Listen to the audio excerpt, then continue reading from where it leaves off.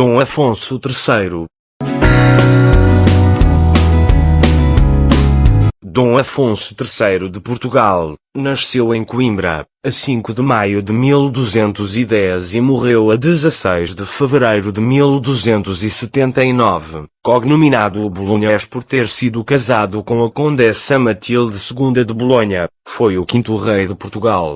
Afonso III era o segundo filho do rei Afonso II e da sua mulher Urraca de Castela, e sucedeu ao seu irmão Dom Sancho II em 1248.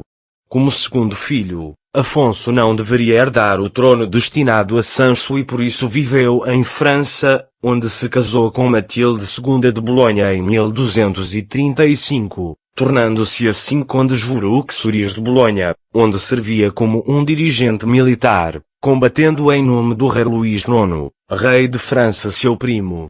Todavia, em 1246, os conflitos entre Sancho II e a Igreja tornaram-se insustentáveis e o Papa Inocêncio IV nesse mesmo ano despacha a bula Intralia Desiderabilia que prepara a deposição de facto do monarca.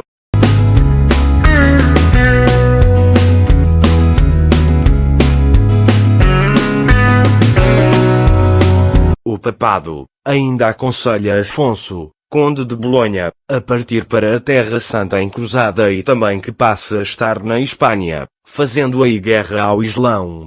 Mas a 24 de julho, a bula Grandino em mérito depõe oficialmente Dom Sancho II do governo do reino, e Afonso torna-se regente.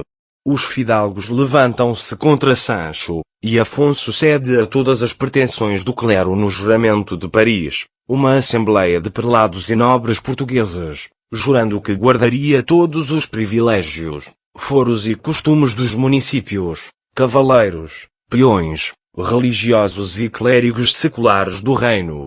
Abdicou imediatamente das suas terras francesas e marchou sobre Portugal, chegando a Lisboa nos últimos dias do ano, onde se fez coroar rei em 1248 após o exílio e morte de Sancho II em Toledo.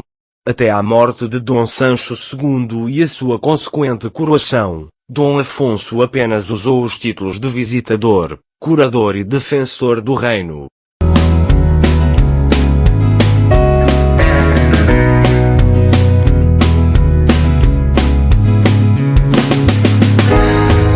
Para aceder ao trono, Afonso abdicou de Bolonha e repudiou Matilde para casar com Beatriz de Castela. Decidido a não cometer os mesmos erros do irmão, o novo rei prestou especial atenção à classe média de mercadores e pequenos proprietários, ouvindo suas queixas. Por este procedimento, Afonso III ficou conhecido também como o pai do Estado português, distribuindo alcaides pelos castelos e juízes pelas diferentes vilas e terras. O objetivo era a implantação de um poder legal com o qual todos os habitantes do reino português mantivessem uma relação de igualdade. Em 1254, na cidade de Leiria convocou a primeira reunião das Cortes, a Assembleia Geral do Reino, com representantes de todos os espectros da sociedade. Afonso preparou legislação que restringia a possibilidade das classes altas cometerem abusos sobre a população menos favorecida e concedeu inúmeros privilégios à Igreja. Recordado como excelente administrador, Afonso III organizou a administração pública, fundou várias vilas e concedeu o privilégio de cidade através do édito de várias cartas de foral.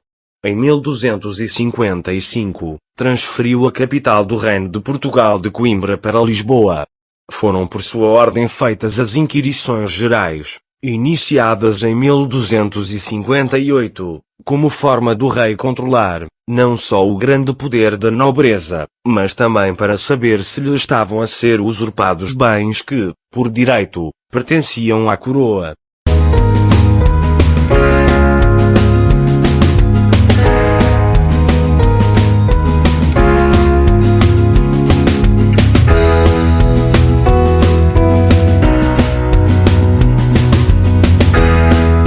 Com o trono seguro e a situação interna pacificada, Afonso voltou sua atenção para os propósitos da reconquista do sul da Península Ibérica às comunidades muçulmanas.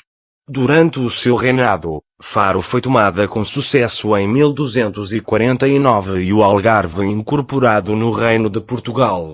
Após esta campanha de sucesso, Afonso teve de enfrentar um conflito diplomático com Castela, que considerava que o Algarve lhe pertencia. Seguiu-se um período de guerra entre os dois países, até que, em 1267, foi assinado um tratado em Badajoz que determina a fronteira no Guadiana desde a confluência do Caia até à Foz, a fronteira luso-castelhana. Em 1253, o rei desposou Dona Beatriz, popularmente conhecida por Dona Brites, filha de Afonso X de Castela, o Sábio. Desde logo isto constituiu polémica, pois Dom Afonso era já casado com Matilde II de Bolonha. O Papa Alexandre IV respondeu a uma queixa de Dona Matilde, ordenando ao rei Dom Afonso que abandone Dona Beatriz em respeito ao seu matrimônio com Dona Matilde. O rei não obedeceu, mas procurou ganhar tempo neste assunto delicado, e o problema ficou resolvido com a morte de Dona Matilde em 1258. O infante, Dom Dinis, nascido durante a situação irregular dos pais, foi então legitimado em 1263.